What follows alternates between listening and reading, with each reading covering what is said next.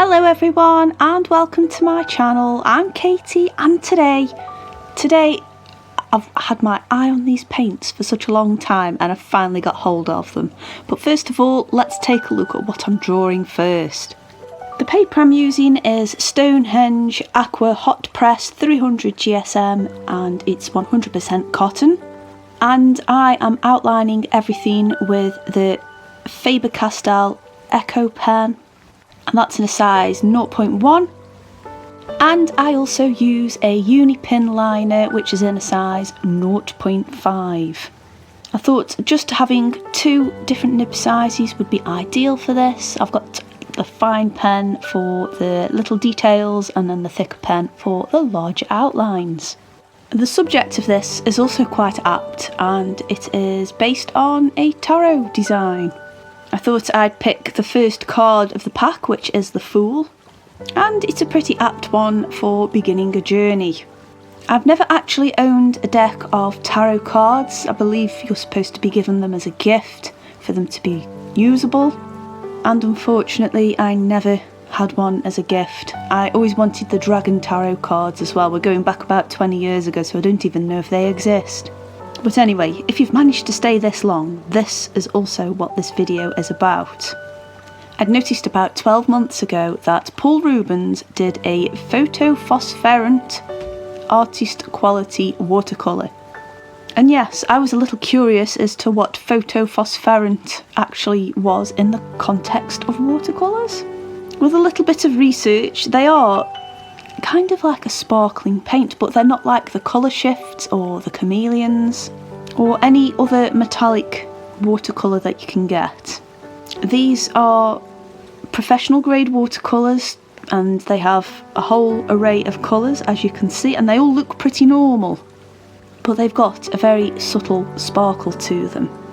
There are 24 colours in total. We have permanent lemon yellow, yellow light, Indian yellow, permanent orange red, china red, madder red, rose red, permanent violet, royal purple. We also have another one labelled as royal purple, but I want to say that's a royal blue because it's bluer.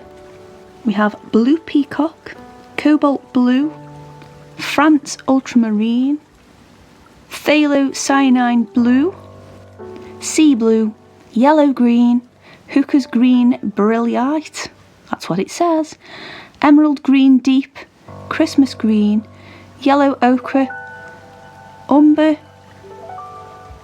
burned brown, burned sienna and coal black. That in itself is quite a selection. Now these were priced at £39 on the UK Amazon website. I'd been scouting them for about 12 months and when I first saw them listed they were around the £79 mark, and I was thinking that's a little bit too much for me just to try something. However, as soon as I noticed the price had dropped, I went and got them because they might not stay at that price for long.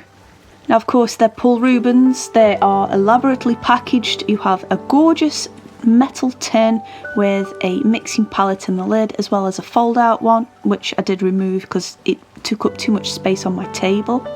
You have the nice cloth that comes there, and it also comes in a cardboard box, so it's always very luxurious looking, I think Paul Rubens is. So let's talk about the painting. So yes, my subject matter is the Fool. I'll be honest with you, I felt a little like I've had some artist block just lately. I think because I've done quite a few intricate drawings, and again this is no exception either. A lot of them take a long time to do, and it's not so much the coming up with the idea for these things that sort of makes you feel like you're on a roll with it.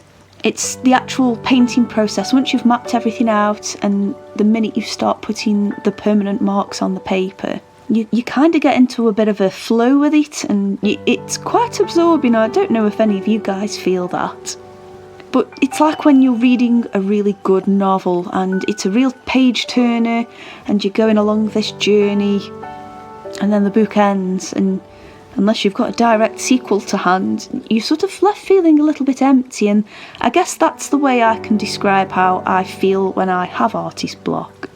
So partially this is why I chose this subject matter. I've never had tarot cards before, but I did pick up a book where it had colour your own in. Now, I had no intention of colouring these in, but I figured if it was in a book form, it doesn't technically count as them being cards, and I think if I do another tarot painting like this one, and let me know in the comments if you want me to turn this into a series, although it'll be a very long one, but I thought I could draw a card out and paint it for you guys. But anyway, let's talk about the paint. So with the Paul Rubens paints, I think I had student quality ones in the previous regular watercolour palette I had about 2 years ago now. And it was a very limited colour selection, and it was in a very, very nice container, which is partially why I bought it. Which isn't always the best reason to buy something, but saying that, the paints aren't bad. Whereas these are professional ones, so they claim. It's got all the pigment information on there as well. Overall, they were very pleasant to paint with, and it's odd because some of the colours bloomed and really travelled well, especially in a wet and wet technique. And then other colours, maybe not so much, but again, that might be down to the pigments that are used and how they're milled at the factory. And those things have to be taken into consideration. And certain colours have certain characteristics, no matter what brand you buy. So, how did the sparkle affect things? Because that's the main reason I bought these. And we all know I like a bit of sparkle now and then. Well, how can I describe it? So I would do a wet and wet layer, and for example, in the background it's blue. I used a very diluted version of the blue peacock, and it was really weird painting. I actually thought there was something wrong with my paper. I'd apply the wash and it would look like there would be bits. And because the paint is still wet, it's obviously not really showing through those sparkling qualities because it's keeping it all the same shininess. That's what I'm going to have to say. Once it had dried, however, it looked quite flat, like I'd just used regular watercolour, and when it caught the light, that's when the sparkles came through.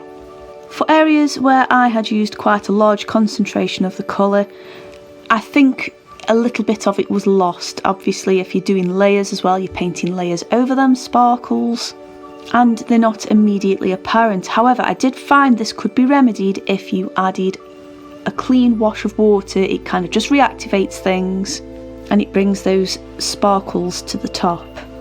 I also found that some colours represented the sparkles better than others, so your deep tones like the purples and the reds, beautiful, and the black and the blue, it showed up really nicely.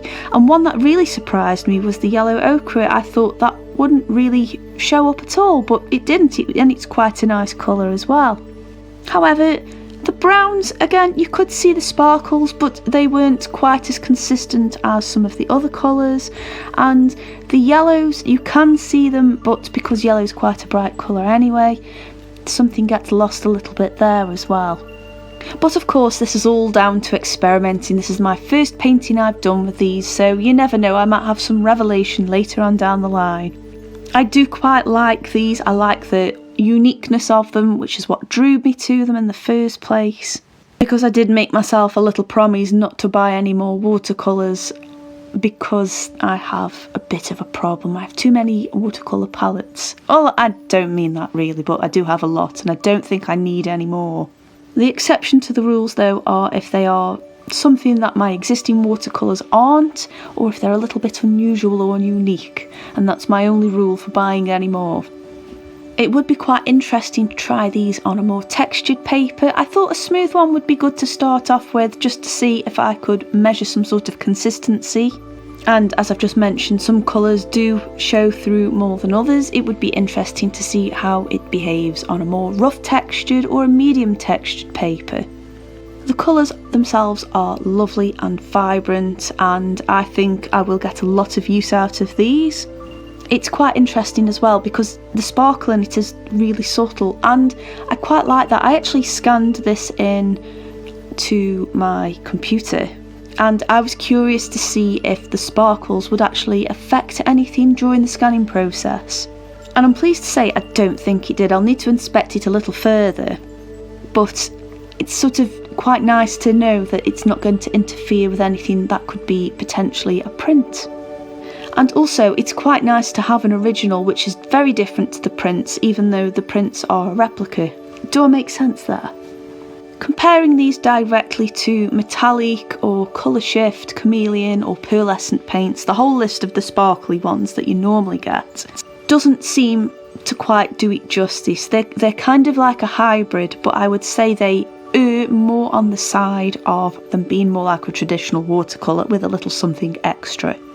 I do believe the particles in there may be mica. The particles themselves seem to have an iridescence to them, which is good, because I think if they were like a gold metallic in there or a silver metallic, I think that would just ruin the colours. I've mentioned before, whilst testing metallic paints, whether it's a tinted metallic or a plain gold or silver one, I find if the base of a coloured one is silver, it just completely desaturates it. But I do feel like I am waffling on a little bit here. So have any of you guys tried these paints or tried anything similar to these? What were your thoughts on them? Or is this the first time you've seen them? And also, have any of you guys got your own decks of tarot cards? That's something that have always interested me. Again, I've mentioned before with the Himi horoscope series, I don't live my life to them, but I do find them very interesting. All in all, I'm really happy with how this piece turned out. It's very colourful and very vibrant, with a slight hint of magical sparkle to it.